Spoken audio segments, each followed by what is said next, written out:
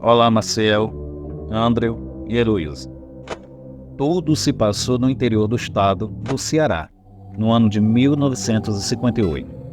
Meu tio tinha 21 anos na época e namorava uma menina que morava na Vila Zoraide, sendo que naquela época e na região em que moravam, as distâncias eram encurtadas por caminhos dentro de sítios. Então meu tio ia para namorar cortando caminho, e depois de namorar quase a tarde toda e um pouco da noite, ele resolveu ir embora. Era quase meia-noite quando ele se despediu da namorada e foi embora para pegar o caminho por dentro dos sítios, o qual era mais curto. Meu tio foi alertado pelo seu sogro para tomar cuidado com aquele caminho, e mesmo tendo medo dos locais em que iria passar, ele foi a si mesmo e rindo. Mas foi. O caminho até que era tranquilo, só não era iluminado, a não ser pela luz da lua, e ele foi seguindo seu caminho. No trajeto, ele foi ouvindo alguns barulhos estranhos de animais da noite, mas meu tio sempre carregava com ele um punhal, porque naquela época as pessoas carregavam consigo sempre algum tipo de arma para sua defesa, devido aos locais desertos que atravessavam. De repente, meu tio ouviu um tipo de grunhido à sua frente, mas não ligou e continuou andando. Andando mais um pouco à sua frente, de uma forma surpreendente, ele viu um ser arranhando uma árvore como se estivesse afiando as garras. Na hora, meu tio gelou quando viu aquela criatura enorme e em pé. Naquele momento, ele sentiu que aquilo não era normal e tentou sair de mansinho, mas a criatura percebeu e olhou, avançando sobre ele, sendo que só deu tempo de puxar o punhal. E quando a criatura se aproximou, ele desferiu várias punhaladas na criatura, e ela gritava de dor, mas não desistia, continuando atacando meu tio. Eles continuaram lutando, e o meu tio continuava dando mais punhaladas, até que a criatura desistiu e foi embora. Meu tio, muito ferido, continuou seu caminho, só que desta vez, correndo e assombrado com aquilo que havia acontecido. Só que mais à frente, para sua surpresa, a criatura estava esperando a sua passagem e o atacou novamente. Então, a luta recomeçou e foi sangrenta. Meu tio desferiu vários golpes para se defender do monstro, e de novo a fera fugiu para o mato, no alto da escuridão da noite. Nesse momento, já era quase 2 da manhã, e o caminho se tornou longo e sofrido, devido ao meu tio se esconder de vez em quando. Isso durou quase a noite toda, quando de repente ele se viu de frente à casa do meu avô, seu pai, e entrou correndo todo rasgado e ferido. Gente, eu acho que aquela história que ser arranhado por um lobisomem é mentira, porque meu tio foi totalmente arranhado e com arranhões tão profundos que tiveram que levá-lo para o hospital urgente com os tais ferimentos graves. Meu avô era daqueles nordestinos muito valentes. Quando viu aquilo, pegou sua arma e foi atrás de uma pessoa que ele desconfiava, porque já existiam boatos sobre a tal pessoa.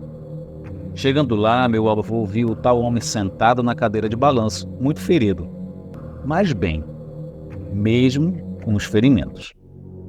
Meu avô, chegando perto, apontou a arma para ele e disse: "Nunca mais chegue perto de ninguém da minha família, senão eu te mato." Naquela época, as coisas eram resolvidas dessa forma. Então, o homem olhou para o meu avô e disse: "Meu caro", com uma voz grave e sarcástica, "você tem alguma bala de prata aí?" Meu avô sentiu um calafrio, mas não titubeou e disse: "Está avisado." Bem, assim termina a história mais extraordinária da minha família. Observação: em 1997 eu fui a Fortaleza visitar a minha família E me lembrei dessa história, sendo que todos me confirmaram toda ela. Diante disso, eu também acredito nessa história. Boa noite.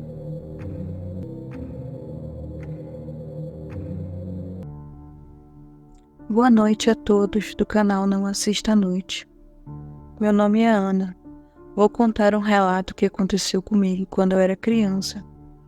Eu deveria ter uns 7 anos e eu gostava de ficar sentada na porta da cozinha brincando, enquanto minha mãe ficava arrumando as coisas na cozinha.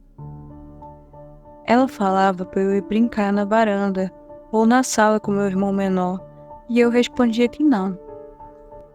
No fundo do quintal tinha alguns galinheiros e um pé de abacate. Eu via um homem ali encostado no pé de abacate. Ele acenava para mim e sorria, e eu fazia o mesmo para ele. Ele estava vestido uma calça e um paletó preto. Era um homem jovem. Todos os dias eu o via no mesmo lugar. Até que um dia minha mãe me viu acenando para ele e me perguntou: Ana, para quem você está acenando? E eu respondi: para o homem que está ali no pé de abacate. Minha mãe olhou e respondeu que não tinha ninguém ali, e eu falei: tem sim, e ele está sorrindo para mim. Nesse dia meu pai chegou do trabalho e foi alimentar as galinhas. Eu fui com ele. Falei: pai, todo dia tem um homem aqui embaixo. Meu pai perguntou: que homem, filha? Um homem de roupa preta, eu respondi para ele. E ele falou: deve ser sua imaginação.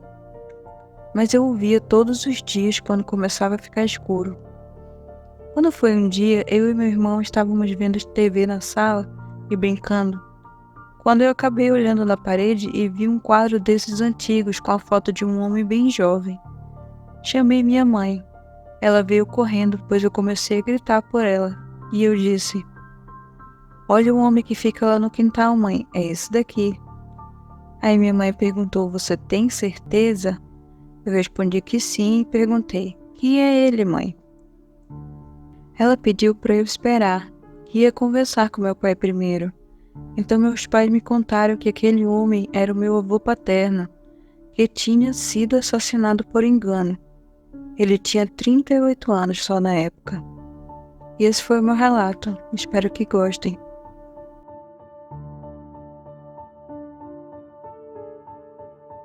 Boa noite a todos. Sou Luiz aqui do Paraná, também dono do canal Abismo do Terror, aqui no canal do meu amigo Halisson Maciel. Você que acompanha o canal do Halisson, hoje eu vou contar uma coisa que aconteceu comigo, com a minha família. Logo quando a gente mudou pro sítio dos meus avós, foi assim, era de dia ainda. Meu pai chegou da roça com meus irmãos.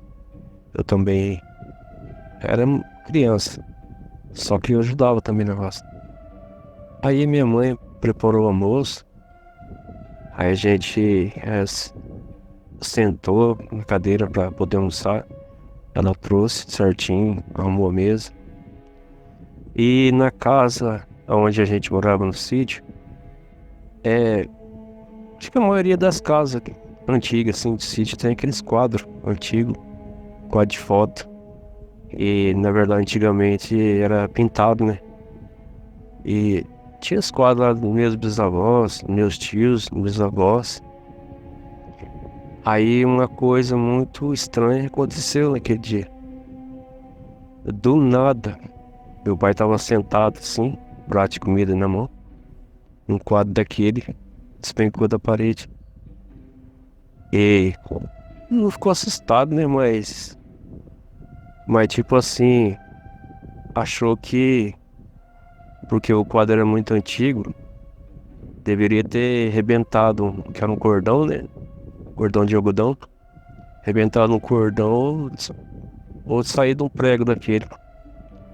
Só que na hora que meu pai olhou aquele quadro, o cordão estava intacto. Não tinha nada de rebentado nele. E o prego da parede também, o prego estava certinho no lugar. E esse quadro, por pouco não caiu em cima da cabeça do meu pai. Aí ficou todo mundo espantado. Ninguém nunca imaginaria que ia acontecer aquilo. E era tão estranho que parece que aquele pessoal que tava naquelas fotos lá, naqueles quadros, parecia que olhava de um jeito estranho pra gente. Parecia que tava vivo.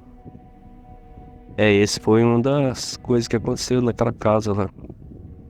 Na verdade, já contei vários relatos já no canal do Harrison, do Frank, do Sam. É isso aí, pessoal. Boa noite. Acompanhe o canal do nosso amigo aí. Tá bombando. Tô de bom.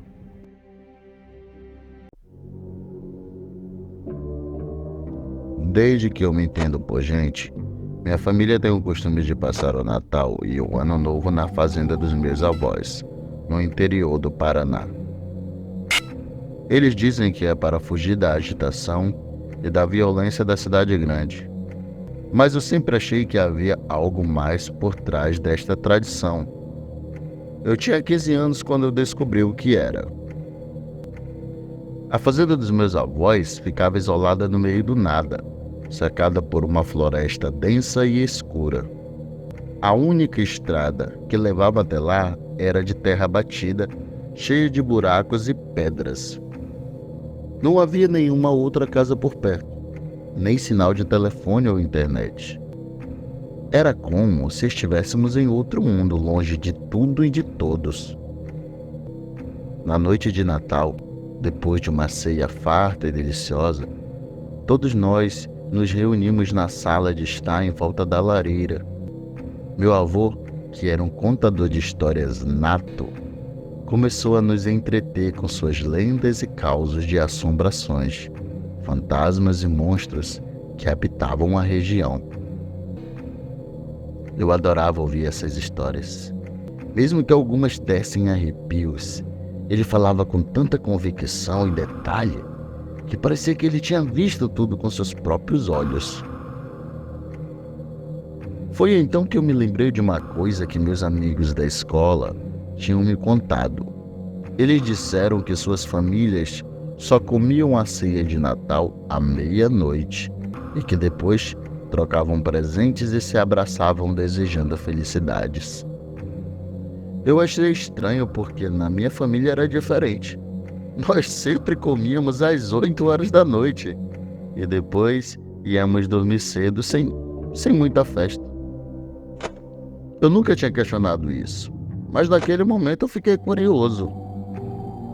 Aproveitei uma pausa da história do meu avô e perguntei para ele: Vô, por que nós comemos a ceia tão cedo?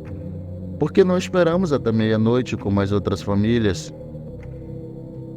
E assim que eu fiz essa pergunta, eu percebi que algo estava errado. O rosto do meu avô se fechou e ele olhou para os meus pais e tios com uma expressão de preocupação. Eles também pareciam assustados e nervosos. Ninguém respondeu a minha pergunta. Eles apenas se entreolharam, como se tivesse um segredo que não podia ser revelado.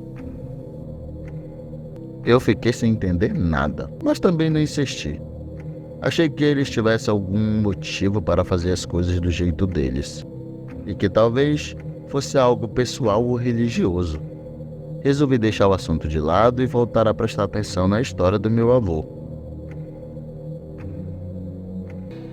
Ele continuou a nos contar sobre as criaturas que rondavam a floresta, como o saci, a mula sem cabeça, o curupira e o boitatá. Mas ele disse que a mais perigosa e temida de todas era o lobisomem. Um homem que se transformava em um lobo feroz nas noites de lua cheia e que atacava qualquer um que cruzasse o seu caminho. Ele disse que o lobisomem tinha uma preferência especial por crianças, as que não eram batizadas, pois elas eram mais fáceis de serem capturadas e devoradas. Eu senti um calafrio ao ouvir isso, pois naquela noite havia 2 crianças recém-nascidas na casa. Os meus primos gêmeos, que tinham nascido há apenas 2 meses. Eles ainda não tinham sido batizados, pois os pais deles queriam esperar até o ano novo para fazer uma cerimônia mais bonita e com convidados. E eu olhei para eles, que dormiam tranquilamente no berço, e me perguntei se eles estavam seguros ali. Meu avô percebeu meu olhar e disse: "Não se preocupe, meu filho, nós estamos protegidos aqui dentro. Nós temos fé em Deus, e Ele não vai deixar que nada de mal nos aconteça. Além disso, nós temos os nossos cachorros, que são bravos e fiéis, e que não deixam nenhum bicho estranho se aproximar da casa. E se por acaso algum lobisomem aparecer por aqui, nós temos as nossas armas, que são de boa qualidade e bem afiadas. Nós sabemos como nos defender, e não vamos deixar que nada nem ninguém nos faça mal." Eu fiquei um pouco mais tranquilo com as palavras do meu avô, mas ainda assim eu senti uma certa inquietação no ar. Eu olhei pela janela e vi que a noite estava escura e silenciosa. A lua estava cheia e brilhante, iluminando a estrada de terra que levava até a fazenda. Eu me perguntei se havia algum lobisomem por ali, espreitando na sombra, esperando uma oportunidade para atacar. Eu não sabia, mas naquela noite eu iria descobrir. Algumas horas depois eu estava dormindo, no quarto que eu dividia com meus pais e meus irmãos. Eu tive um sonho estranho, em que eu estava na floresta correndo de um lobo enorme e feroz, que rosnava e babava tentando me atacar. Eu corria o mais rápido que podia, mas o lobo era mais rápido e mais forte. Ele estava quase me pegando, quando eu acordei com um barulho alto e assustador. Era um grito, um uivo, um rugido, algo que eu nunca tinha ouvido antes. Era o som que vinha do inferno, que gelava o sangue e arrepiava a pele. Eu me levantei da cama, assustado, e vi que meus pais e meus irmãos também tinham acordado. Eles estavam com os olhos arregalados e as bocas abertas, sem saber o que fazer. Eu ouvi passos apressados no corredor e vi o meu avô e meus tios passarem pela porta do quarto, cada um carregando um pedaço de pau ou de ferro na mão. Eles pareciam assustados, mas também determinados. Eles gritavam uns para os outros, dizendo que tinham que proteger a casa e as crianças, que tinham que enfrentar o bicho, que tinham que matar o lobisomem. Eu não entendi nada. Lobisomem? Que lobisomem? Aquilo era real? Aquilo era possível? Eu perguntei para minha mãe o que estava acontecendo, mas ela não soube me responder. Ela só me abraçou forte e me disse para ficar quieto e rezar. Eu ouvi outro grito do lado de fora, mais alto e mais perto. Eu me soltei do braço da minha mãe e fui até a janela, que tinha algumas frestas de madeira que permitiam ver o que se passava lá fora. Eu olhei por uma dessas frestas e vi uma cena que eu nunca mais vou esquecer. Na estrada de terra, em frente à casa, havia um animal enorme e monstruoso, que se parecia com um lobo, mas que era muito maior e mais deformado. Ele tinha um pelo negro e emaranhado, os olhos vermelhos e brilhantes, os dentes afiados e amarelos, as garras longas e curvas. Ele soltava fumaça pelas narinas e salivava pela boca, e tinha um cheiro horrível de carne podre e sangue coagulado. Ele era o lobisomem, o mesmo que eu tinha sonhado, o mesmo que o meu avô tinha contado. Ele estava furioso e parecia estar com muita fome. Ele corria de um lado para o outro procurando uma forma de entrar na casa. Ele batia e arranhava as portas e janelas, tentando arrombá-las. Ele rosnava e uivava, tentando nos intimidar. Olhava para dentro da casa procurando as suas presas. Por fim, não conseguiu entrar e sumiu no meio do mato. Aquele fim de ano ficou marcado na minha vida para sempre.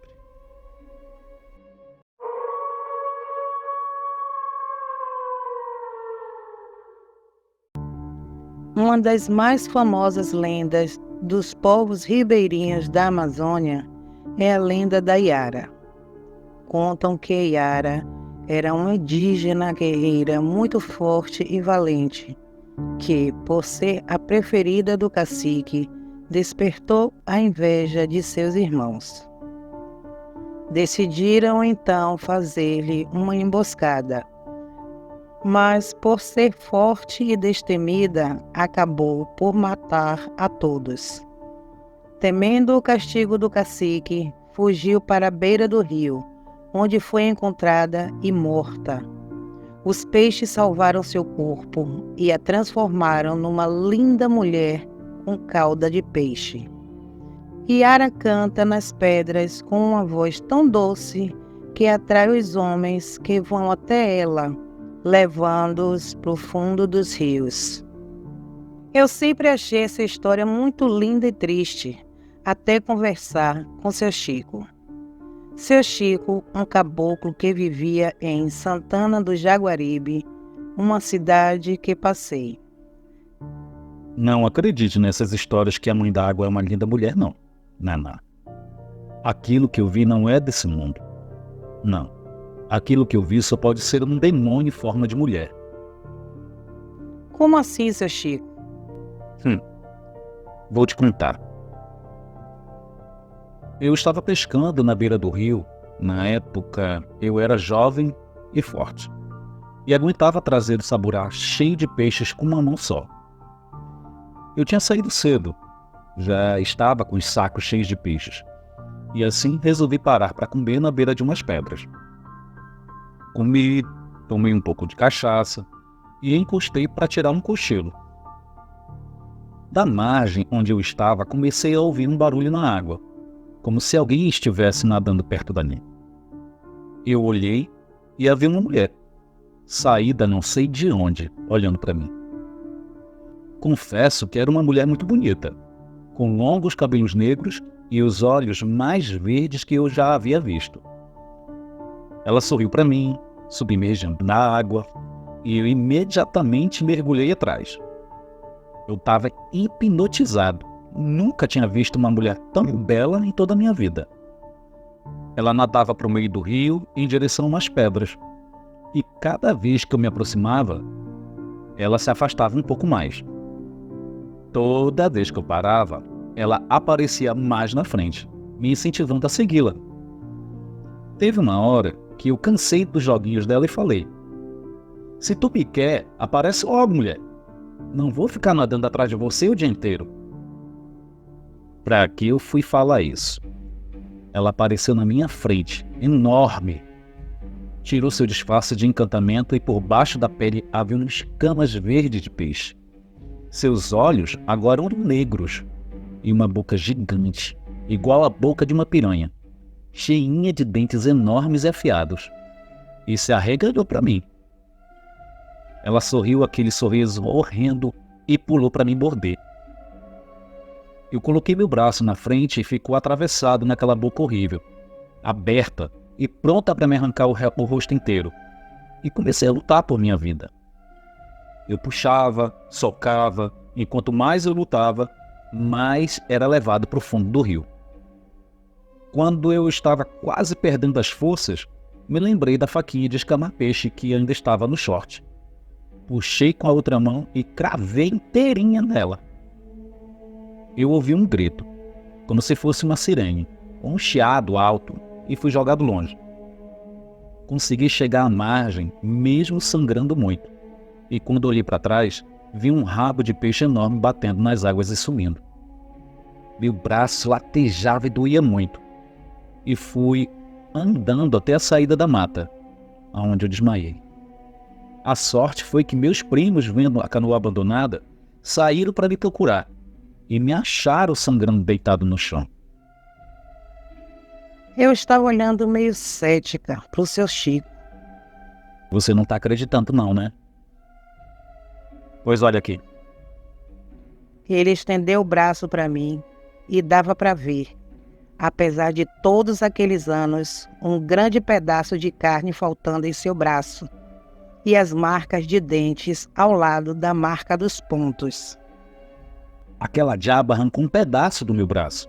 E só não me matou porque espetei ela com a faca. Nunca mais fui pescar sozinho. E tenho medo até os dias de hoje. Toda vez que entrava no rio, parecia sentir aquela coisa me espreitando, só esperando para me pegar. Isso é para aqueles que têm ideias românticas com sereias. Elas são seres perigosos que podem sim matar. Esse é o meu relato.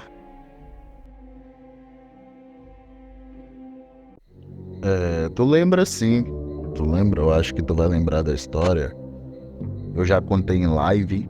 Acho que em todas as lives que a gente fez lá no começo do canal, 2 anos atrás, que o meu avô me contava que...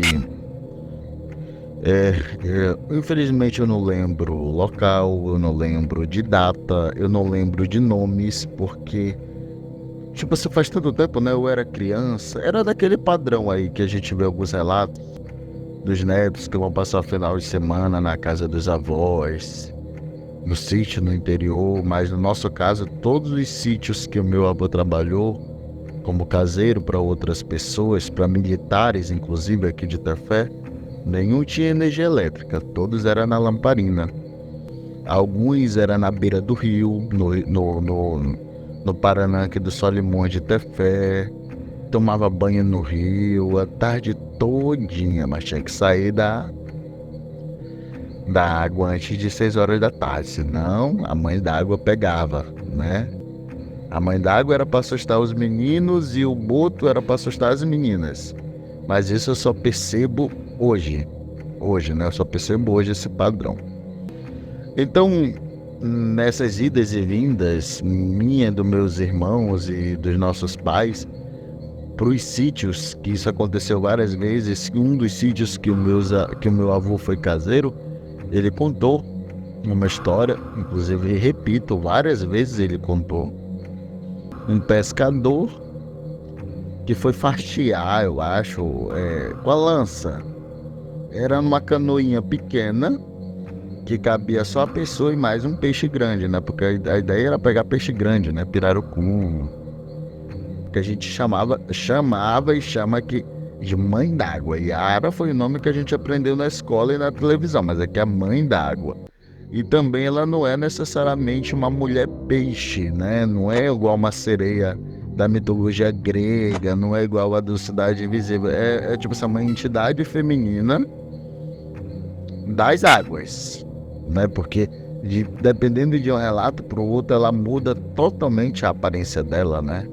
E esse homem, ele viu assim, numa direção perto da canoa dele, o rabo do peixe, né? Peixe grande, assim, fez barulho, ele viu o rabo sair da água, espirrou a água, só que isso foi em questão de segundos, né? Questão de segundos, foi muito rápido. Ele calculou mais ou menos onde ela estava e quando ele foi lançar na região onde era a cabeça, já que ele viu o rabo por um lado, ele calculou onde a cabeça, o tronco estaria, era uma mulher e ela estava assim meio que apoiada na beira da canoa, olhando para ele. Não lembro das características, eu acho que nas outras lives eu tenha contado alguma característica, mas na verdade eu não lembro direito das características que o meu avô tenha falado, mas ela era linda, linda, linda, linda. E ela mergulhou e foi embora. Esse homem chegou a voltar para a comunidade dele, só que ele não voltou mais normal. Todas 6 horas ele queria ir para a água, e ninguém conseguia segurar ele direito. Parecia que a pele dele virava sabão. Não sabão literalmente, é porque ninguém conseguia segurar ele, né? Ele escorregava pelas mãos e ia para a água. O pessoal tinha que amarrar ele e esperar passar, porque ele estava encantado, né? falava, delirava que ela tava cantando pra ele. Aí entra aquela parte da Yara aí, da mídia, né? Da mídia que emprestaram da mitologia grega, mas a nossa mãe d'água não canta não. Pelo menos eu não vi outros relatos dela cantando, penteando os cabelos como sereia, não. Ela aparece, seduz e leva. E esse relato eu gostei muito aí, porque mostra ela que ela devora, né, as pessoas. Ela tentou devorar o senhorzinho aí do relato, e é mais ou menos isso mesmo. Os seres das águas, eles devoram as pessoas. Vamos lá, vou tentar visualizar. Ele botou como se fosse a cabeça pra fora, assim? Não, saiu de corpo. Saiu o corpo todinho. Tem de 10 dele, assim. Aham. Saiu, se apareceu. Aí olhou pra lá. Aí voltou. E vocês olhando. Olhando. Vocês estavam que distância dele, mais ou menos? Eu acho que tá daqui pra vizinha aqui. De cima lá. Ah, tipo assim, uns 30 metros. É.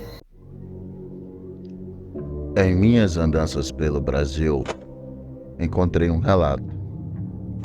A história de um senhor caminhoneiro já aposentado, onde conta que estava em uma de suas viagens no interior de Minas, mais conhecido como Trevo de Minas, divisas do estado de Goiás.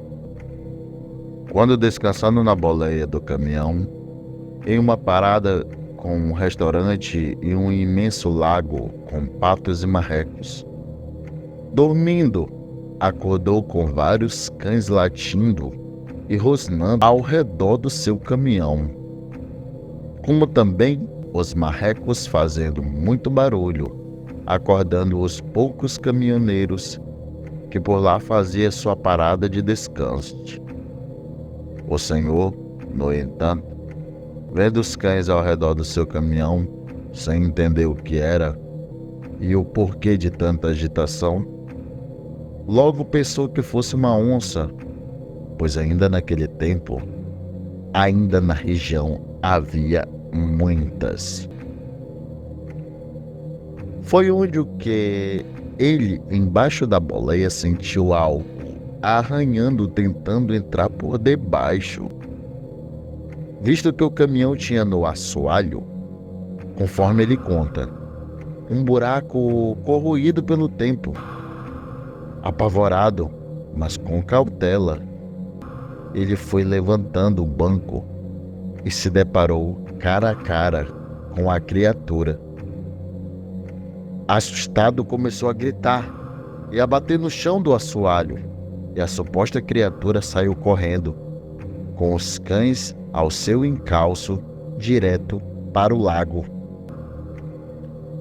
Diz o Senhor que se ele tivesse uma câmera, na época tinha gravado, pois todos os caminhoneiros viram muito bem com a distância de 5 metros que aquilo era um lobisomem.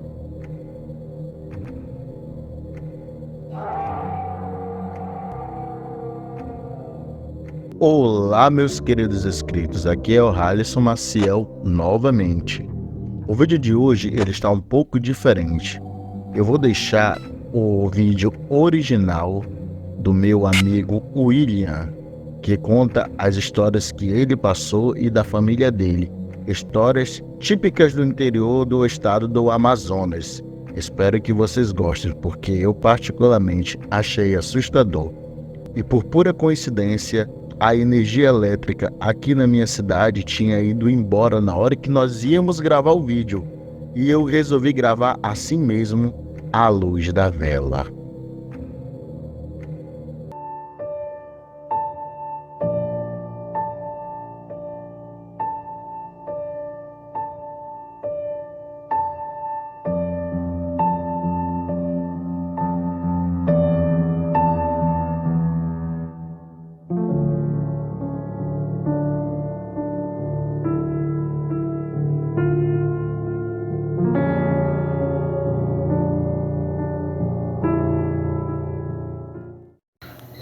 A energia foi embora e o William veio me visitar. E conta aí, William, tua história de terror, meu amigo. Tua história sobrenatural, tua experiência. Vamos lá. Isso aconteceu comigo. Nesse dia, estava eu e meu primo, que é finado hoje. Ele tinha uma áudio de brincadeira dele de se embrenhar no mato, né? Ficar lá. Mas, como assim? Por quê? Não, de bagunça mesmo, de visagem lá, porque lá é muito. Onde é lá? lá? Lá onde? Mais conhecido como Meia Água. E pra que banda? É Quinta Fé? Na estrada. Estrada da Agrovila, Imade. Da Agrovila. Estrada da Agrovila. É sítio Sítio. da família de vocês? Sim. Lá, como tem muito relato lá, né? Sempre tive essa coisa, né? Mas aí ele se embrenhava, era de dia ou de noite? Era de tarde, quando a gente vinha embora do trabalho, né? A gente tinha Do, que pegar tra- do trabalho da roça? Sim. A gente tinha que pegar o ônibus das 5, né? A gente não perdia o horário, tinha que vir. Vim pra Tefé. É. Ah, tá. Vocês iam trabalhar lá na roça e tinham que voltar pra Tefé todo dia. Sim. E na hora de vir embora, ele tirava essas brincadeiras Essas brincadeiras de se esconder, né? Fazer visagem e tal. pra assustar os outros? Sim. Assustar vocês? É. Aí nesse dia ele falou, ah, vamos embora já, mano. Eu falei, tá bom então. Me espera lá na casa lá. Da parada lá. Ele falou, tá bom. Eu fiquei tomando meu banho. Aí ele foi embora. Aí eu fui andando. Aí eu falei, ele vai bagunçar comigo. Aí eu fui. Dei meu banho, cheguei lá. No caminho, né? Que ele gostava de ficar lá. Eu fiquei assim, meio assim, olhando de um lado pro outro. Falei, claro que ele vai aparecer. Aí nisso ele veio embora, né, andando. Aí nada dele aparecer. Aí nisso veio, peguei minha camisa, botei na cabeça aqui.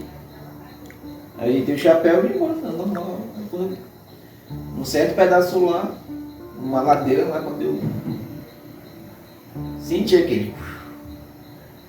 E o que é isso? Foi Era tipo um sopro na minha nuca. um sopro na tua nuca. Aí eu falei, não, esse filho não tá bagunçando. Aí demora assoviou. Eita. Aí nisso não é a primeira brincadeira, né? Pô, velho, tá bagunçando comigo. Aí fui. Aí demora de novo. Na tua nuca. Aí aquele eu falei, né? Não. Aí aquele veio das pontas do pé já. Aquele arrepio. Aí de novo eu fui. A Pandora Aí, parece que ela... nada. Aí que eu falei, né? Ele, não, eu parei. Que eu tentei me virar, não consegui. Ficou paralisado. Ficou paralisado. Aí veio mais uma vez. Tipo assim, um cara cansado tem. Aham. Aí eu falei, ele não. Meu pensamento, que eu falei, rapaz, não vou olhar pra trás não, isso aí eu vou fazer, vai correr. Só tive o tempo de tirar a sandália do pé. Mas como que tu tem certeza que não era ele? Porque quando eu pergunto pra quem te quero, quando eu cheguei na parada, ele tava Ele sentado. tava lá. Ei! Sentado, aí eu falei, filho, o que foi? Não é tu que tava lá atrás não, ele falou, tava não, você é doido. Vou ser bem sincero, até o momento, eu ainda achava que era ele e tu ficou Sim. impressionado. Meu Deus. Aí eu falei, caralho. E o que tu acha que era? Tu tem alguma teoria? Cara, dizendo ali dos antigos, minha avó que andava por ali, diz que ele já era desse mesmo jeito lá. Não, eu sei, era uma visagem, Na né? visagem. Mas eu tô perguntando assim, tem algum nome específico, algum espírito de alguém, né, específico, ou era o tal do caboquinho? Eu acho que era o caboclo mesmo. Porque aqui tem muita história desse caboquinho, né? Eu acho que era ele mesmo. Entendi. Só sei dizer que nunca mais passei ali. Cabreiro. Estrada da Agrovila. Agrovila. Não, é Meia Água, mais conhecido. Meia Água. É, que é pra do radar. Ah, entendi. Ô, mano, obrigado por compartilhar a tua história, viu? Sim.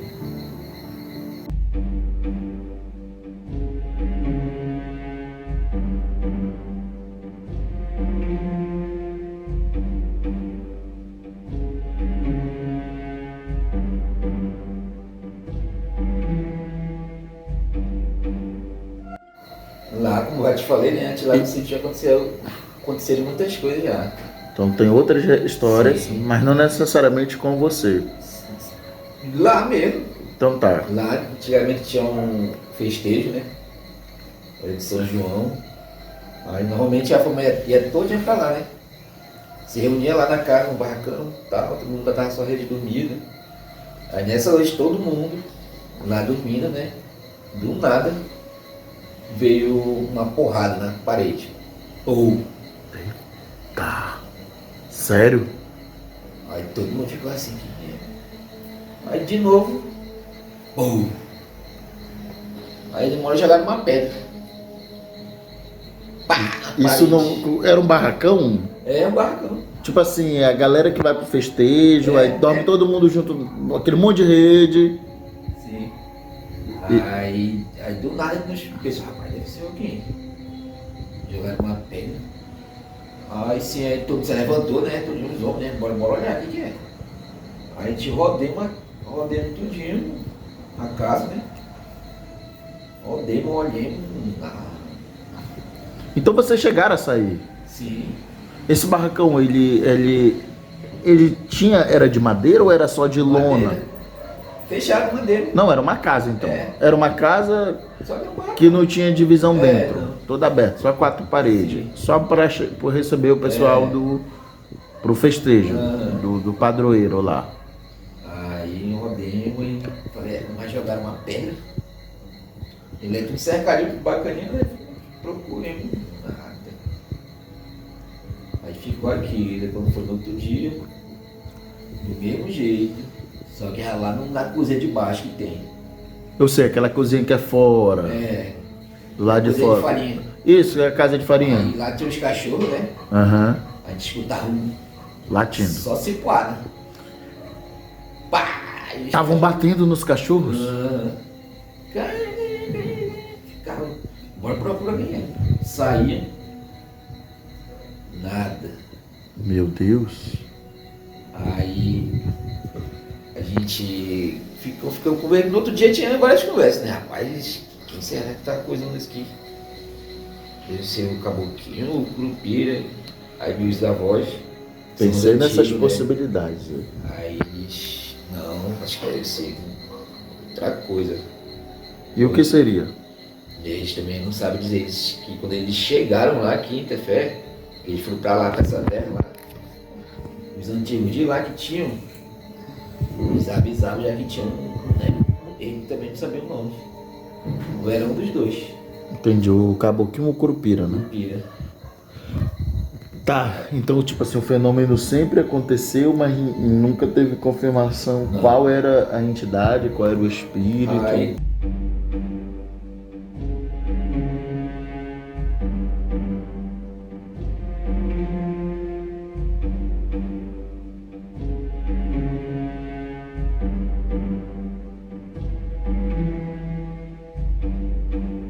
tem outro vizinho do nosso lado, ele é Zé Verejo também.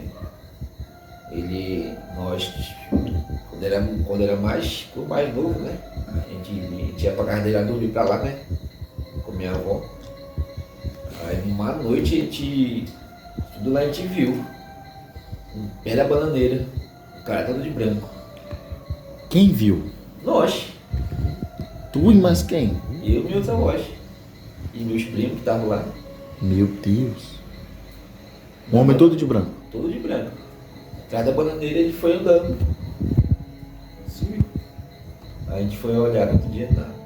Mas sumiu como? Vocês viram ele sumir? Ele apareceu, saiu atrás da bananeira, Aham. aí só fez olhar e voltou. Voltou pra trás da bananeira. E uma bananeira não é grossa, né? Eu sei. Então, tipo assim, tá. Ele. Ah! Vamos lá, vou tentar visualizar. Ele botou como se fosse a cabeça pra fora, assim. Não, saiu de corpo. Saiu o corpo todinho. Tem um de terra dele assim. Aham. Saiu, se apareceu, aí olhou pra lá, aí voltou. E vocês olhando. Olhando. Vocês estavam aqui distância dele, mais ou menos? Eu acho que tá daqui pra vizinha ali. De cima lá. Ah, tipo assim, uns 30 metros. É. Não, A casa 20, era aqui. Não, 20 metros. É Tu mais. tava perto. A gente tava na casa. Só que a casa era aberta. A gente tudo lá brincando, te olhando. E o que vocês fizeram depois disso? O que fizemos, hein? Fizemos nada, eu só dormi, rezar e dormir. Meu Deus, não tinha pra onde ir, era de noite. Era de noite? Sim, Não tinha condução pra vir pra cidade, né? isso era muito tempo já. Meu Deus, cara. Poxa, Aí, fiquei. Desde aquele dia a gente já nunca mais voltei pra casa. Era de costume, todo final de semana e feriados, irmos no sítio dos meus avós, no interior de Minas Gerais. A casa era bem simples, porém, o clima era indescritível. Muitas árvores frutíferas, um rio maravilhoso para nadar e a boa e velha comida feita no fogão a lenha. Comida essa feita com verduras e legumes plantadas pelo meu avô, o senhor Ronaldo. E sempre tinha o franguinho caipira ou uma costela de vaca muito bem cozida pela vovó Matilda. Era sexta-feira da Paixão quando eu e meus pais fomos para o sítio. Chegamos lá por volta das 3 horas da tarde e ajeitamos nos quartos nossas mochilas com roupas, pois passaríamos ali o feriado inteiro, voltando somente no domingo de tardezinha. Chegando lá, cumprimentei meus avós e alguns tios que estavam ali. Fui logo pegando a vara de pescar para ir ao rio e tentar pegar algo, e minha avó Matilda foi logo me repreendendo. Natanael, hoje não é dia de fazer nada disso. É sexta-feira santa. Temos que ficar quietos e em oração. Vovó era bem católica, então para ela, o ato de fazer comida na Sexta Santa já é um pecado, mas mesmo assim, ela o fazia.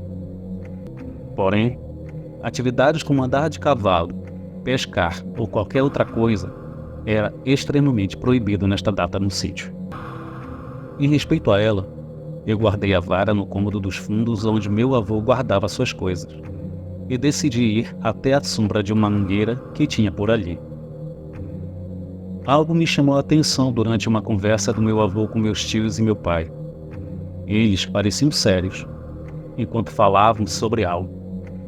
Um animal muito grande parecia ter invadido o sítio e matado algumas galinhas e bezerros. Me aproximei para ouvir melhor o assunto, mas eles logo perceberam minha presença e pararam de falar sobre. Na época, eu tinha 11 anos de idade, então muitos assuntos eram meio que privados e proibidos para mim. Porém, a noite estava chegando e eu teria a prova viva daquilo que eles falavam. Tínhamos acabado de jantar, quando meu avô disse o seguinte, em um tom de advertência. Vamos todos ficar por aqui. Vou trancar tudo mais cedo hoje e evitar sair lá fora. Eu e o Rogério, o meu pai, vamos tentar pegar o animal que está fazendo bagunça no meu sítio. Minha avó ficava em silêncio e não dizia uma só palavra. Minha mãe, a Ana Paula, parecia preocupada, mas logo me colocou para o banho e disse ao meu pai para tomar cuidado. E ele sorrindo disse: meu bem, o cuidado está em minhas mãos. Respondeu segurando uma espingarda. Eram por volta das 11 da noite. Eu estava deitado em minha cama quando ouvi algo que fez meus ossos vibrarem de tanto terror. Um uivo ao longe parecia um sinal de que algo de outro mundo estava se aproximando do sítio. Era um uivo incomum. Era notório que não era nenhum cachorro, ou raposa, ou qualquer outra criatura. O uivo era rouco, agudo e macabro. Lembro-me de sentir minha espinha gelar e minha barriga até doer a cada vez que aquele som se aproximava. Logo, meu pai, juntamente com meu avô e alguns tios, começaram uma certa movimentação do lado de fora. Eu os ouvia conversando e eles pareciam assustados. Então, ouvi disparo de armas de fogo. Foram vários, e eu me encolhia na cama ao som de cada tiro. Minha mãe logo veio onde eu estava e me abraçou. Minha avó também entrou no quarto com seu rosário e permaneceu em oração. Foi quando eu tive a infeliz ideia de olhar pela janela o que estava acontecendo. Minha mãe tentou me impedir, mas logo abri a tranca da janela e abri uma pequena brecha para ver o que meus tios estavam enfrentando junto com meu avô e meu pai. E o que eu vi era aterrador.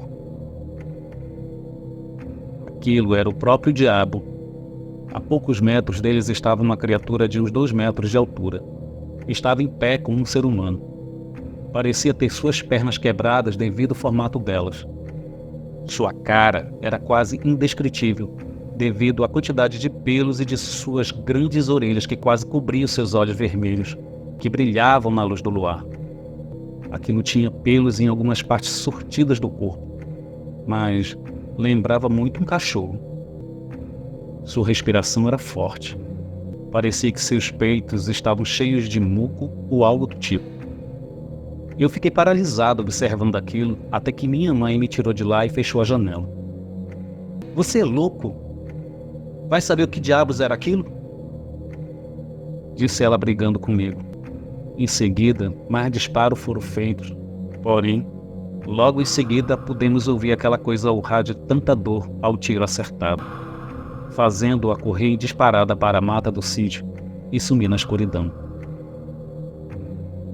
Era um lobisomem, dizia minha avó após terminar suas orações. Satanás concede que essas coisas aterrorizem sítios e fazendas na Semana Santa para perturbar as criações de Deus. Continua dizendo ela. Quando meu pai e os demais voltaram para a casa do sítio, era notório a expressão de pavor e terror em seus rostos pálidos. O que parecia ser somente uma lenda folclórica estava ali, bem diante de nós. Anos se passaram e hoje, eu com meus 27 anos, ainda conto esse relato junto aos meus avós que ainda são vivos. E recordamos todos juntos em uma boa prosa o dia em que vimos o lobisomem. Aquela criatura nunca mais apareceu por ali, mas de uma coisa sabemos e afirmamos. Não era somente uma lenda, e com toda a certeza do mundo, mais dessas bestas devem estar por aí, assombrando e quem sabe até tirando vidas de pessoas descuidadas e incrédulas.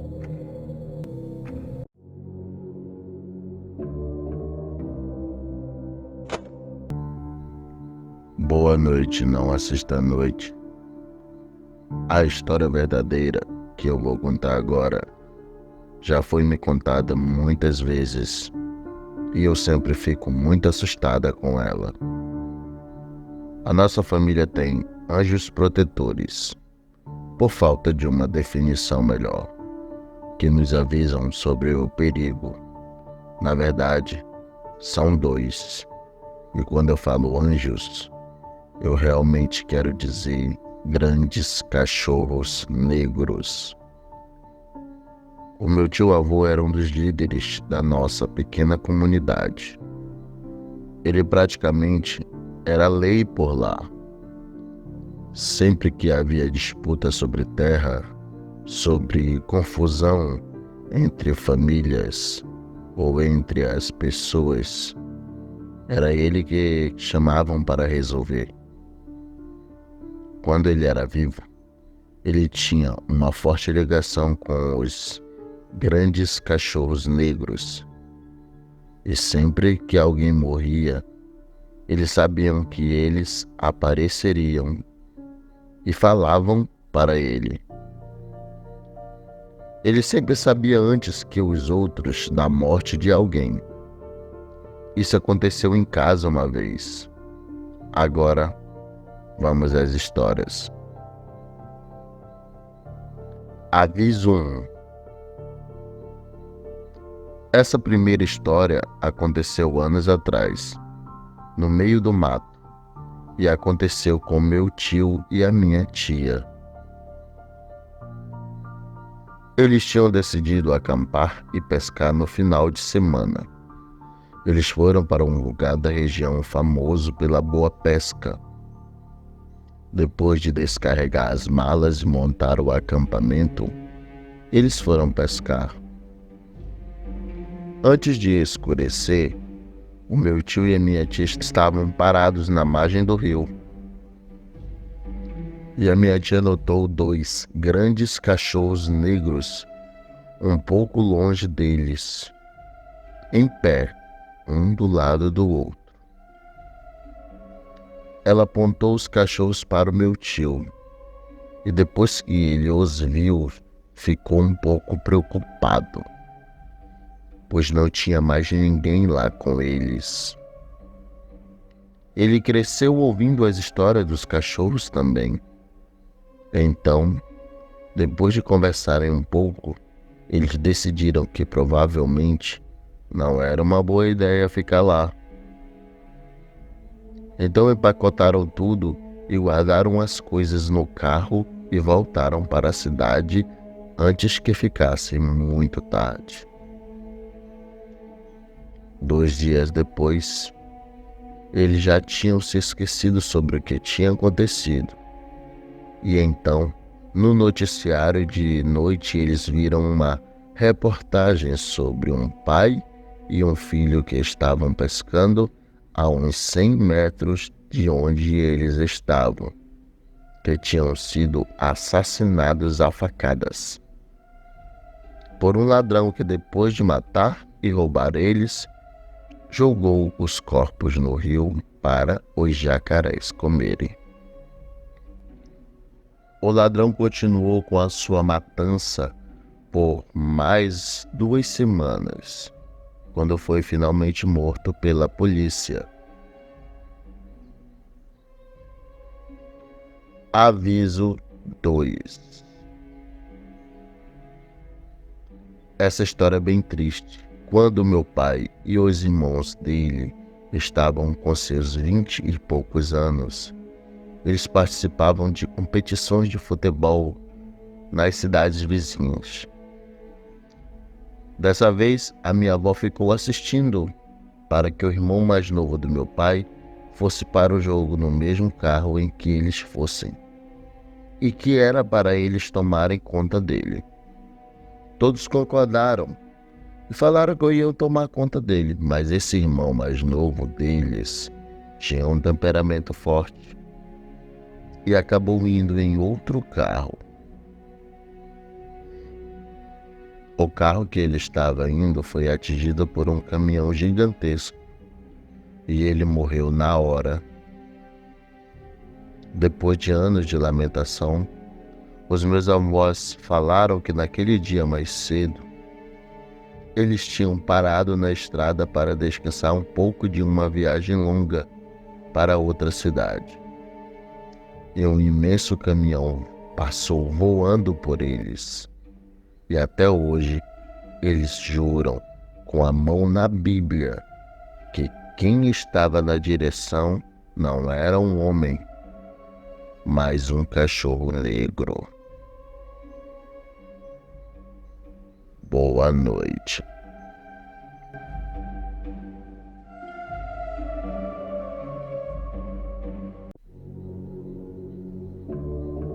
Saudações, não assista à noite. Essa história se passou no final dos anos 70, a uns 300 metros do que hoje é o Motel Segredos. Na época era pasto e cana, e o fato ocorreu na divisa entre o sítio Calciolari e o sítio Fontana, que eram separados por uma cerca.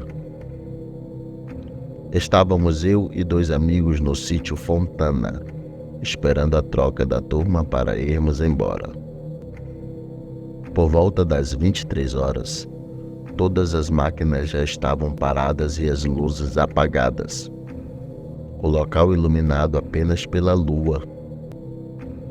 Nós avistamos do outro lado da cerca do sítio Calciolari um homem caminhando sem rumo, aproximadamente a 40 metros de distância. Continuou caminhando a caminho da porteira, quando passou atrás de uma grande moita conhecida pelos antigos como arranha-gato, e simplesmente não apontou do outro lado. Estranhamos, já que o homem não foi para a frente nem voltou para trás. Então pegamos as máquinas que já estavam desligadas e religamos para iluminar o lugar. E fomos à procura dessa pessoa, temendo ter acontecido algum acidente, mas não encontramos nada. Incrédulos, retornamos ao ponto anterior para aguardar os trabalhadores que nos substituiriam. Meses se passaram e eu estava novamente trabalhando naquele mesmo local, arando a terra com o trator e preparando-a para o plantio da próxima safra. Quando notei que o óleo estava acabando e precisaria abastecer no posto das Araras, onde abastecíamos todas as máquinas. Nesta época, trabalhávamos para o Dr. Pontes. Enquanto subia pela estrada no meio do milharal, algo passou andando bem devagar e parou em frente à máquina, no meio da estrada. Me surpreendi ao ver o que era. Um cachorro muito estranho, que parecia ter as pernas traseiras enormes, assemelhando-se a uma pessoa andando com os 4 membros no chão, pernas e braços. Ao olhar mais atentamente, meu medo aumentou ainda mais. Os olhos eram vermelhos, as orelhas grandes e caídas, e a criatura era muito peluda. A coisa voltou a caminhar e entrou novamente no milharal, do outro lado da estrada. Morrendo de medo, engatei todas as marchas possíveis e saí de lá o mais depressa que consegui, rezando para que aquilo não me perseguisse. Quando cheguei ao posto, abasteci o trator e contei aos demais trabalhadores, que não souberam explicar o ocorrido. Para o meu desespero, tive de voltar pelo mesmo caminho, mas a volta foi tranquila e nada foi visto. Seria aquela criatura o mesmo homem que vimos antes? Seria um lobisomem? Um cachorro com má formação? Nunca saberei. Mas este fato eu jamais esquecerei.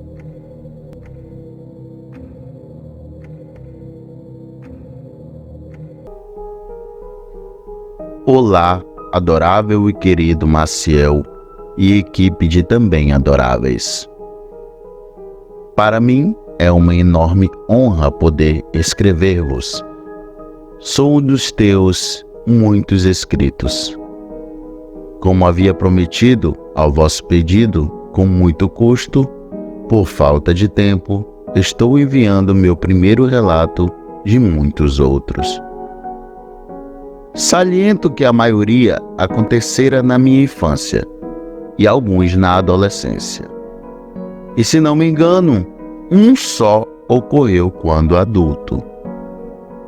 Mas, como adulto, não foi assustador, apenas intrigante, sem nexo e sem resposta, ou seja, algo inusitado. Bom, vamos ao primeiro relato. Este aconteceu comigo quando devia ter por volta de 16 anos. Me apresento. Meu nome fictício é Siqueira Batista, que é de fato de origem espanhola, mas com alemão e português. Vamos ao relato. Como já tinha feito comentários no canal, já conhecia a região da floresta amazônica. Já fui caçador mirim e também lenhador. E derrubava árvores gigantes quando criança. Coincidentemente, nunca me deparei com nada de sobrenatural nas matas amazonenses. Porém, meu avô e tio avô, sim. Eles eram seringueiros, mas essa é outra história que inclusive lembrei nesse exato momento em que digito. E como caçador, eu era rastreador, ótimo para achar caças. E pelo tamanho era imperceptível aos olhos das caças. Mas foi no estado de Mato Grosso, mais precisamente na cidade exótica de Chapada dos Guimarães, onde dizem ver OVNIs, aliens, duendes e etc. E até troás, conhecidos também como pés de garrafas. Eu, particularmente, nunca vi nada dessas aparições. Outra coisa que eu saiba que tinha e ainda tem são muitas onças de todos os tipos. E onde sabia de aparições delas, ia nos rastros delas, porém nunca consegui ver uma sequer, pessoalmente. Embora, quando estado em Mato Grosso, na cidade de Chapada dos Guimarães, não era mais lenhador e nem caçador, só admirador da natureza, pois, de fato, a natureza daquela cidade é encantadora. E quando se adentra nela, não dá vontade de sair do meio dela, não. Dá vontade de construir uma cabana de palha e viver lá, pois ela atrai a gente. É algo fascinante. E eu não era diferente dos outros turistas. A diferença é que eu andava só e refutava carregar qualquer tipo de arma. Às vezes adentrava em meio às matas e cerrados descalço e só de bermuda, e desbradava sem medo de ser feliz e nem medo de onças e cobras venenosas que também tem lá aos montes.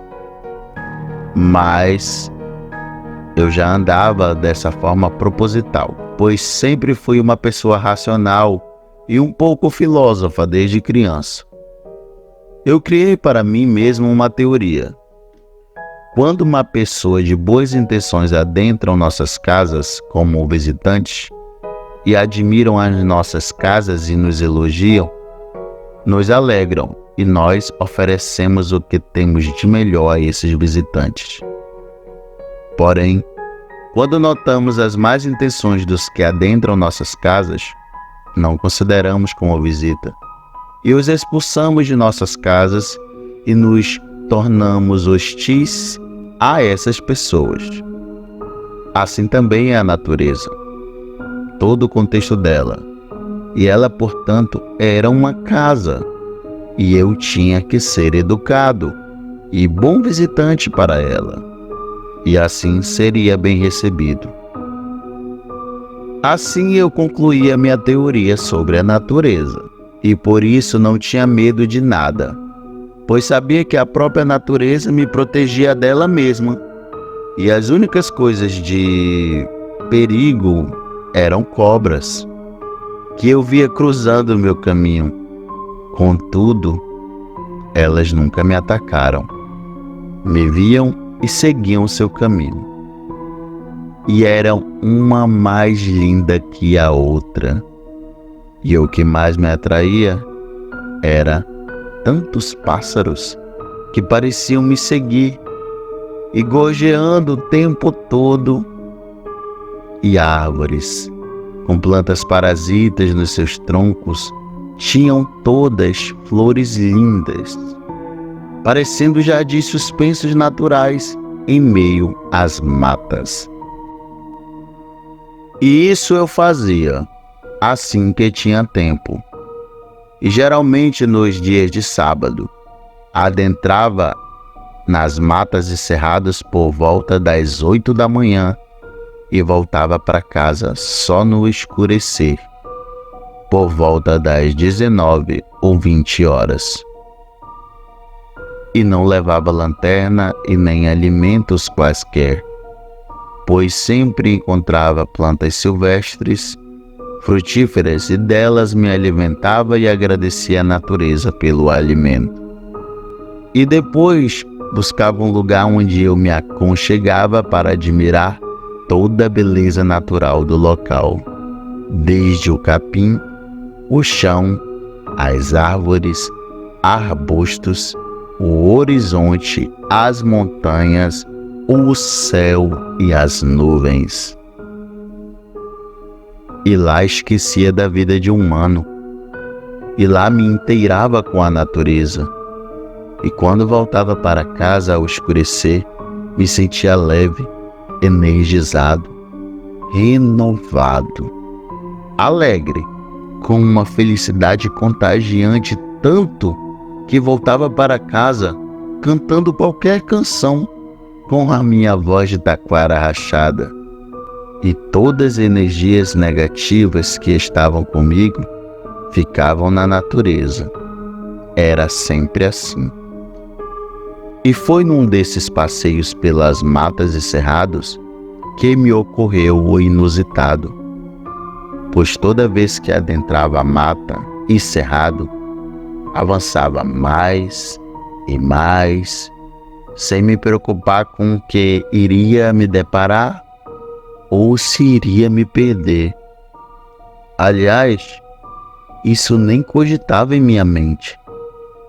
Eu lembro como se fosse hoje. Saí de uma mata fechada e me deparei com um lindo cerrado, com árvores, uma aqui, outra ali, e os arbustos, e as gramíneas altas, e as árvores dos cerrados nunca são tão altas assim, no máximo 7 metros de altura. E assim era esse lugar. A maioria das árvores eram frutíferas e comestíveis por humanos, mas percebi que elas estavam verdes ainda. Mas o que me interessava era admirar o encanto da beleza fascinante daquele lugar. Tinha muitos vales, intermináveis, e de longe eu via o horizonte. Me apaixonei por aquele lugar. Era singular, incomparável. Parecia que eu estava numa terra distante, que fosse em outro mundo, como nos filmes, onde pareciam santuários subterrâneos, nunca vistos ou descobertos. E eu vislumbrava o além daquela beleza natural. Encontrei uma enorme rocha e subi nela, e lá do alto via que era mais lindo que eu via além do que eu podia imaginar. E já planejava o retorno neste mesmo local, em outro passeio, que até marquei a pedra e os caminhos por onde percorri na ida, e voltei para casa fascinado com aquele santuário. E foi que, andando por um bairro afastado, descobri uma estrada de terra que seguia para a direção do local onde eu tinha ido, porém pelo mapa. E as trilhas, eu mesmo quem fazia, apenas com os olhos, e decorava os lugares. Portanto, calculei que aquela estrada levaria nas proximidades daquelas montanhas onde eu tivera ido antes, e planejei num sábado ir por lá. E chegando no sábado planejado, peguei uma bicicleta emprestada, pois presumi que pela estrada teria uma viagem mais longa, e de fato foi. Ao estar chegando na direção das montanhas onde eu tinha ido, avistei ao longe um vilarejo feito de tendas, como tenda de ciganos, de um lado e de outro daquela estrada. Eu achei estranho. Mas era estrada, então não deveria ter problema eu prosseguir nela. Só que chegando no meio desse vilarejo, que tinha aproximadamente 15 ou 20 tendas, percebi que esse vilarejo ficava situado bem na direção lateral do lugar onde eu fora antes. Eu calculei que daquele vilarejo subindo as montanhas, na minha esquerda, eu andaria aproximadamente 3 quilômetros do local. Não estava tão longe, então pensei, vai ser a partir daqui. Vou adentrar este cerrado e vou chegar no santuário de novo. E todo animado com esse plano, porém raciocinei, como vou partir a partir do vilarejo, preciso me apresentar aos moradores e comunicar sobre a minha vinda até aqui. E quem sabe eles me deixam guardar a bicicleta com eles. Mas para isso, tenho que falar com o chefe do arraial. Então me aproximei de alguns homens que estavam ajuntando lenhas e outros faziam alguma atividade que não prestei atenção e os cumprimentei. E todos eles cordialmente responderam ao meu cumprimento. E todos sorridentes, como se já me conhecessem. Eu perguntei quem era o líder deles. E de dentro saiu uma senhora branca, alta, de cabelos grisalhos e soltos e compridos, de aproximadamente 70 anos. Acredito pela aparência, e se apresentou como Arite. Então a cumprimentei também e de forma especial, e ela em seguida perguntou gentilmente: em que podemos te servir, meu garoto? Eu respondi, contando que já tinha andado por aquelas montanhas em alguns dias atrás, mas pela mata, e encontrei um santuário e queria voltar a vê-lo, só que agora a partir do vilarejo deles, e gostaria de saber se ela concordaria. Qual foi a surpresa, o espanto que ela teve ao ouvir eu contar essa história? Me perguntou com espanto: como é que é, meu filho? Você andou por aquelas montanhas lá no alto? E quando? Respondi: cerca de 7 dias atrás. Ela ficou mais espantada ainda. Então perguntei o porquê do espanto e ela respondeu com outra pergunta que me fez ter frio na barriga e me desmontar na hora. Mas ninguém te viu lá em cima? Como assim? Eu perguntei. Ela respondeu: criança, lá em cima é garimpo de um lado ao outro. Está cheio de garimpeiros e todos armados até os dentes. E ainda tem os seguranças em várias partes para proteger o garimpo e os trabalhadores de intrusos e ladrões. Não sei como eles não te viram. Tem seguranças 24 horas por dia lá em cima. Sem contar que está cheio de onças ferozes. Não entendo como você, garoto, andou por aqueles vales sem ser visto. Eu respondi: senhora, eu não vi nada lá em cima além de árvores, arbustos, vales intermináveis, um lindo santuário natural. Além disso, nada mais eu vi. Ela ficou em silêncio por alguns minutos, cabisbaixa, e depois levantou a cabeça e olhou bem para mim e questionou: não consigo entender como você andou pelo meio do garimpo e não viu nada e ninguém também te viu. E perguntou se eu tinha certeza se era ali mesmo que eu percorri. Garanti que sim, pois até marquei o conjunto de montanhas e calculei que estava por volta de 3 quilômetros dali do vilarejo. Ela assustada disse: mas é lá mesmo, meu filho. Meu coração quase saiu pela boca. Como ela fez essa afirmação? E eu insisti que queria ir lá de novo para admirar a beleza do santuário. Eu vi lá em cima. Eu fui lá. Então ela disse: vamos fazer o seguinte então, meu filho. Tu vens no próximo sábado, pois vou fazer uma reunião com os garimpeiros e outra com os seguranças sobre tua vinda e seus passeios. E contar que, inclusive, tu já passastes por eles e eles não te viram. Assim, eles ficarão sabendo da tua presença. Tu deixas teu nome para tu identificares a eles, pois tu virás por aqui e um guia te levará até eles. E enquanto estiveres por perto dos garimpeiros, os seguranças te farão guarda. Porém, ao afastares, estarás por tua conta e risco, pois há muitas onças lá em cima. E outra coisa, venhas com bota de 7 léguas, por causa das serpentes peçonhentas, e tragas pelo menos um facão grande, para te defenderes de ataques de onças.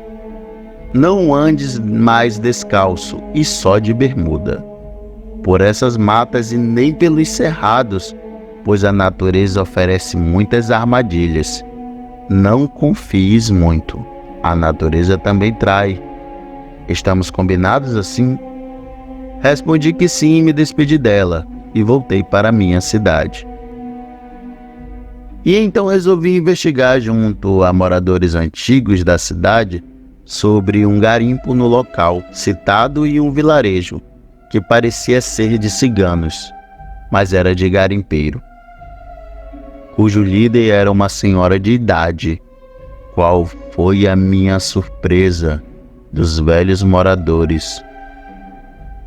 Segundo eles, na cidade de fato já houve muitos garimpos de diamantes em várias regiões dos cerrados da cidade.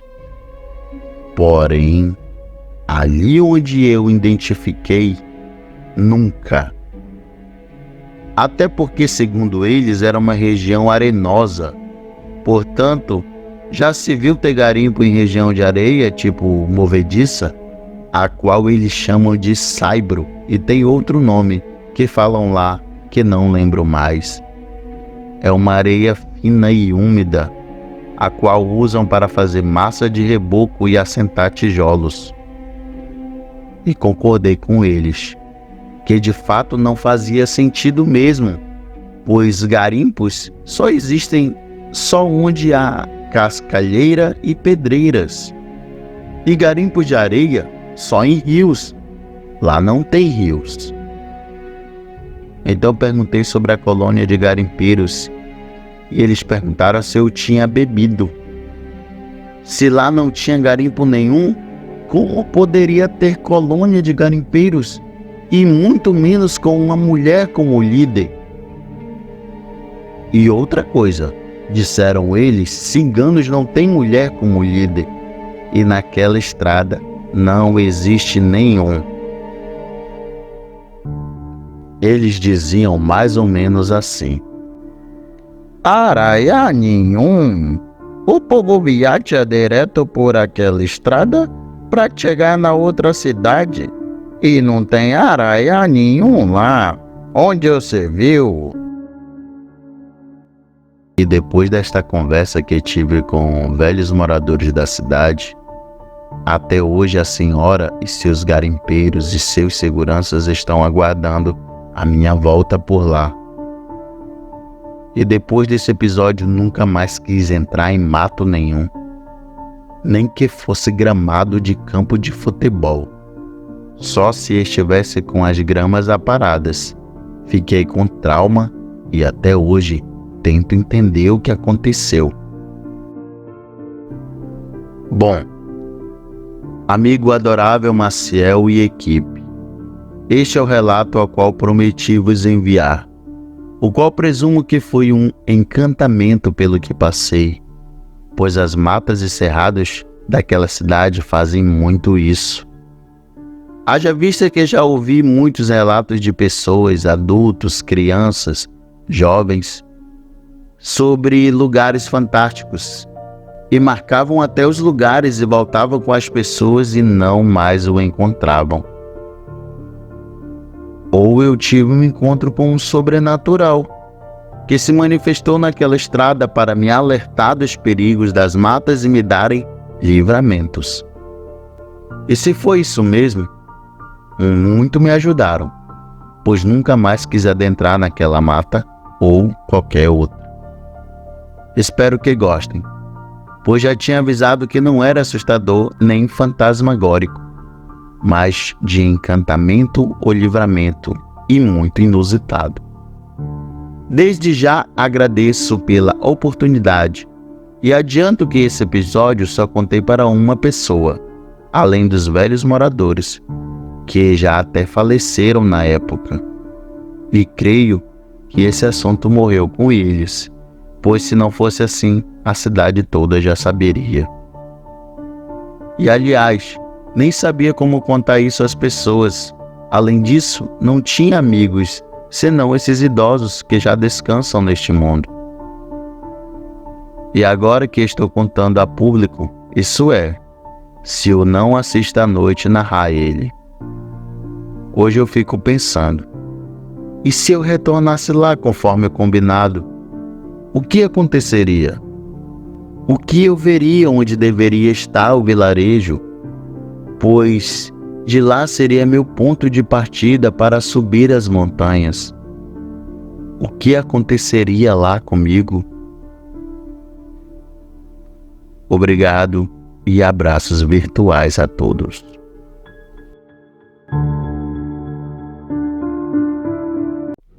Olá, meus queridos inscritos, aqui é Alisson Maciel, passando para lembrá-los rapidamente do desafio dos 10.000 seguidores. Quando eu bater essa meta de 10.000 seguidores, eu irei sortear 2 livros do Jefferson José, O Eurolf na Vila dos Lobos e O Dia em que o Sol Parou. Então, se você quer concorrer, pegue um link dos nossos vídeos e compartilhe com seus amigos. Mas se você não tem paciência para adquirir as obras do Jefferson José no sorteio, entre em contato no link nas descrições. Vai direto para o WhatsApp do Jefferson José e encomende o seu. A compra é totalmente segura. Eu já mostrei eu recebendo os meus livros, a Heloíse hoje dela, e o nosso amigo Hamilton Quaresma, que também é seguidor do canal, recebendo os dele.